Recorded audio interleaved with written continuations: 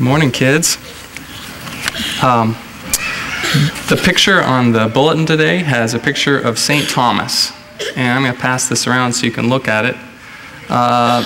St. Thomas was one of Jesus' best buddies, and at the most important event in the Bible for Christians, he didn't believe it was true. He doubted it so much.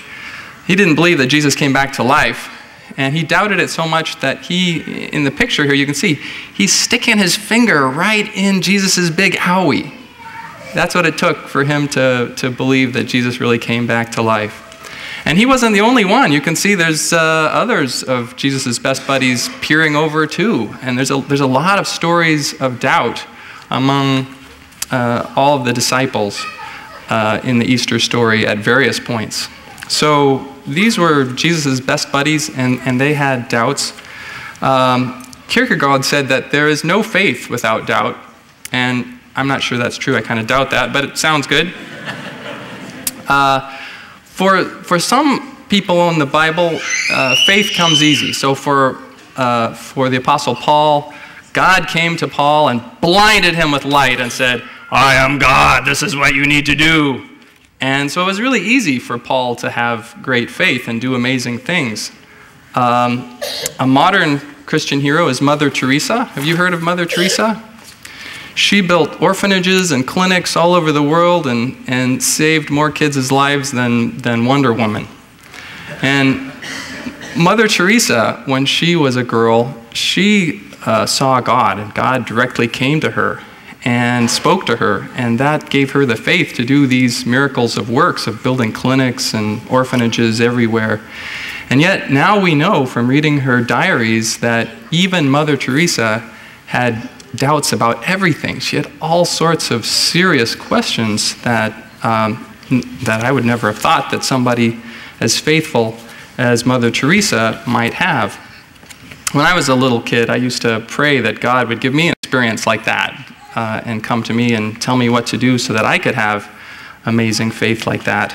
And yet, even if that happens, it still seems to be natural to have doubts and questions. So here's a story about a little girl that has lots of questions. She says, "I don't see why the good things can't go on and on. Why does ice cream have to melt? What do you guys think?" Because the sun is shining. Yeah, that's a good... Warmer, it melts. And when it gets warm, it melts, yeah. Why does summer have to end? Because it comes to different... Because the planet moves. It kind of moves and comes to different seasons? Yeah. Yeah, okay. Like winter, yeah. Spring. And spring, yeah. Is spring ever going to come? Yeah. Yeah, are you sure? Last week. It was last week. It's over now? Okay. So how comes kittens have to grow up and become cats? Because they say if they eat food, then they have to grow. Oh, if they eat food, they have to grow? And that's why they get bigger and bigger. And that's why they get bigger and bigger. They need more space to fill up food. Ah, they need more space to fill up food, just like us? Is that going to happen to you? Yeah. Okay, well, you guys are pretty smart. Here's a hard one. She says, "Flowers wilt, best friends move away, and when people get very old, they die. And I don't see why." And she asked her grandpa. Her grandpa says that we're like caterpillars. They crawl around and think that being caterpillars is the best life there could ever be.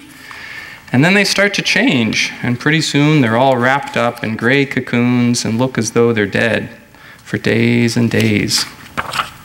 And then guess what?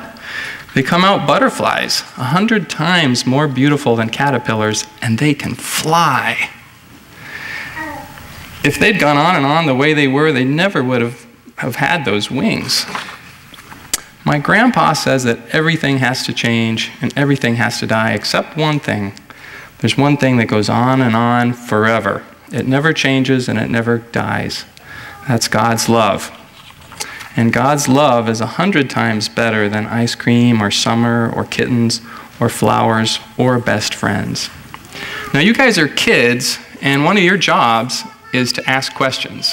So what I want you to do today is think of some really hard questions and then ask your families, okay? Can you do that? Start thinking, all right? All right, now go out there. And at dinner time, I hope you've got something ready, real doozy. Good luck, parents.